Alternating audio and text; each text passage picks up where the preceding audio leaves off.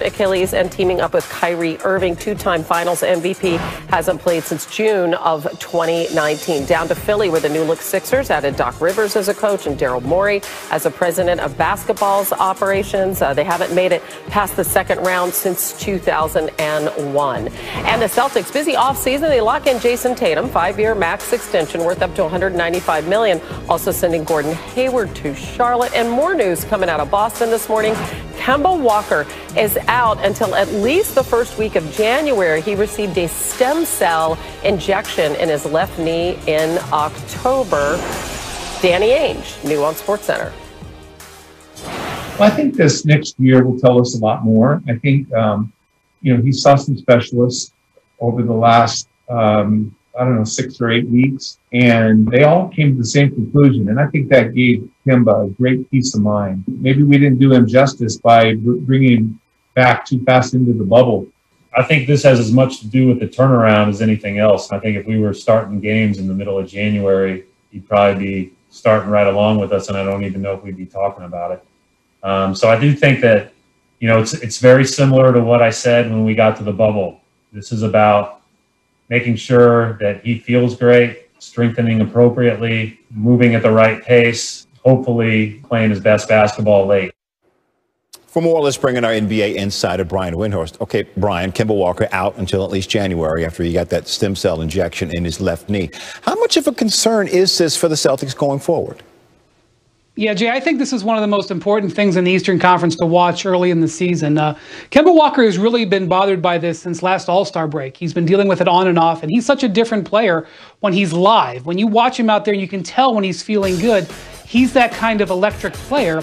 And the Celtics here are opening the door for the fact that he may not be right well into the season. Even when he does come back, they're expecting him to have limited minutes. This is one of the reasons why they signed veteran Jeff Teague to start in his place if he needs it. But Danny Ainge today said that they do not have any plans to use their $27 million trade exception. There are players out there that they could get to help them, and maybe they will have to go to that step. But for now, they're going to stick with what they have on their roster. Let's see how that develops. Yeah, Kemba averaging over 20 points a game in his first season with Boston. NBA players began reporting to facilities today, but Anthony Davis still yet to re-sign with the Lakers. So, Brian, what's the holdup with AD?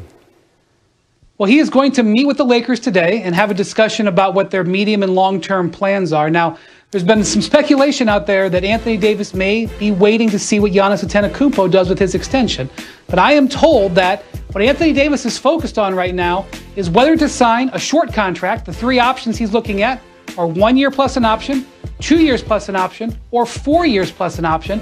And he's just been indecisive, Jay, because he signed a 5-year deal in New Orleans and ended up regretting being under contract that long. And he just wants to make sure that he's got peace of mind about it. Most people in the NBA think he should sign a 2-year deal, but we'll see. If he only signs for 1, the Lakers could have salary cap space next summer. He averaged nearly 28 points a game in the postseason, again helping the Lakers win their first championship since 2010. Brian, thank you so much. And outlining health and safety protocols. Notably, the document doesn't address what triggers a decision to suspend the season, but it does indicate that a small or expected number of COVID cases would not require a decision to halt play. Now, as part of the protocols, any player who tests positive cannot participate in any team activity for at least 10 days, and players with severe cases or those hospitalized will be observed for at least 3 full days before returning. Travel parties will be limited to 45 members, including 17 players. So we're joined now by senior NBA insider Adrian Wojnarowski. Woj, nearly 140 pages involved in the protocol sent out by the league to teams. What are the biggest concerns that you are hearing? Ryan, in conversations with team presidents, general managers, they're just trying to plow through those 140 pages and understand it fully, because NBA general managers see what's happening in the NFL. They saw in baseball, when, there are teams who are fined, who are facing losses of draft picks, based on not complying with the rules. So they want to fully understand how to implement this in their organizations. And, a big difference now for NBA teams is they're going to be on the road traveling. They don't have the protection of a bubble. And just trying to make sure that not just when they have the players with them, but when the players are away from them, either on the road or at home, and they come in contact with those who might have the virus, how that impacts their teams and locker rooms, but there is just a lot for teams to get their arms around now. And that's really what they're trying to get through here as players are starting to return and camp is on the cusp of starting. So many more variables for them to deal with than when they were inside that bubble. We'll see how they manage it. Now, you reported last week that free agent Anthony Davis would not resign right away with the Lakers, that it extended till past Thanksgiving. So, or past Thanksgiving, where do things stand? Yeah, Anthony Davis, his agent, Rich Paul with Clutch Sports, they're still talking with the Lakers, and you can expect the deal's going to get done here, before the Lakers formally start their camp closer to the weekend.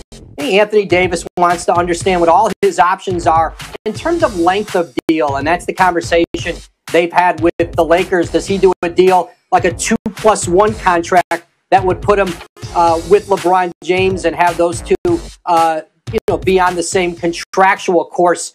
And so those are all conversations. He can do a longer 4 or a 5-year deal. Those are the conversations they're having now with the Lakers still. All right, and we've got 22 days until the scheduled tip to the NBA season. That is Adrian Wojnarowski. Coach, thanks. For the NBA. Training camp opens tomorrow, December 1st, with preseason running from December 11th through the 19th. Each team will play at least twice, some teams playing as many as 4 games. The season starts on December 22nd and continues through early March, when there will be an all-star break, despite no all-star game. Hannah? Yeah, unless they have to play makeup games during that time, as we welcome in Brian Windhorst. So, Brian, listen, this has been crazy times for the NFL, for college football, for college basketball, just games getting canceled constantly with these outbreaks across the country. And over the weekend, the NBA put out their COVID-19 protocols. So we're talking about 450 players who are not going to be in a bubble, the one that was so successful in restarting and finishing the season. What do we need to know about these protocols? Well, Hannah, the NBA is saying that they are expecting, and it's common sense, that there's going to be positive tests. And they are openly saying that even though there's going to be positive tests, they have no intention of slowing the league down, postponing, or canceling. And they made the decision back in November that they were going to start in individual markets, that the bubble idea was going to be retired for the time being. Now, there are teams that have announced that they're going to start without fans. In fact, the Charlotte Hornets were the latest team to announce that today. But the NBA is going to try to fight through this, going to try to manage this situation, and they are going forward. And they are going to start Christmas week, and they are going to get as many games as possible. And to try to mitigate what you're talking about, they are not going to announce the second half of their schedule until later into 2021, so they can hopefully make up games that they know will probably have to be postponed. Yeah, and players who test positive could be out as long as 12 days. That's several games in there. It's not just a weekly game like the NFL, so you could perhaps foresee some sort of domino effect. It'll be fascinating to see how that goes as players begin reporting tomorrow. And we have a couple of unresolved stories, really big storylines regarding the Lakers and the Bucks. Let's start in LA with Anthony Davis. Yeah, how about the two biggest storylines of the NBA offseason? That's Anthony Davis and Giannis Antetokounmpo. Anthony Davis has not signed his contract yet. Training camp starts tomorrow, and it's led people in the league to wonder if he is waiting to see what Giannis does with his contract. The reason this is interesting, Hannah, is that the Lakers only have 2 contracts on their books for next year at just $15 million, because LeBron James has an opt-out clause in his contract. And if Anthony Davis builds his new contract with an opt-out clause, they could have anything on the table. They could go chasing after free agents, whether it's Giannis or not. So definitely keep an eye on that. He's running out of time to sign him. As for Giannis, he returned to Milwaukee from Greece over the weekend, and the expectation that the team has is they will meet with him in the next few days to discuss his contract extension.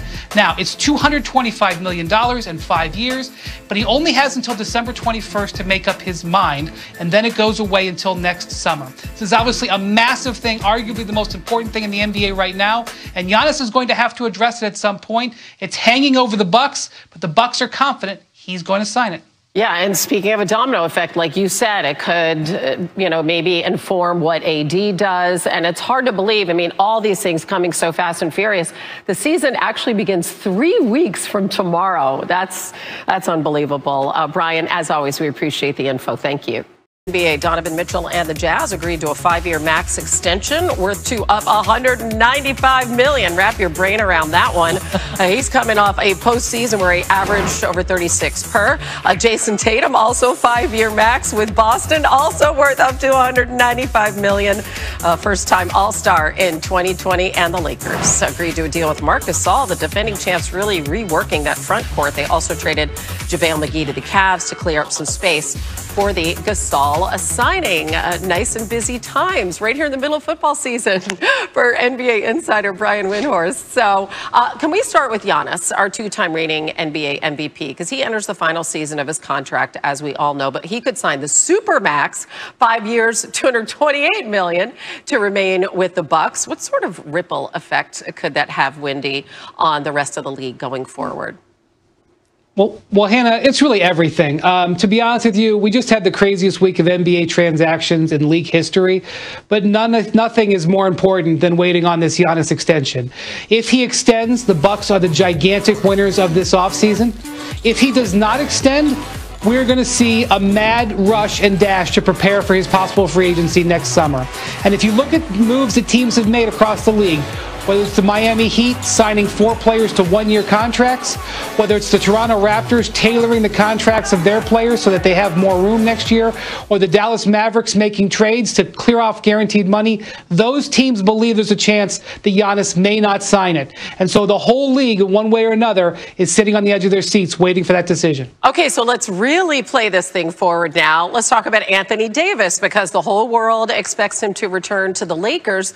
So how potentially could what Giannis is doing or ends up doing impact the type of contract that AD ends up getting?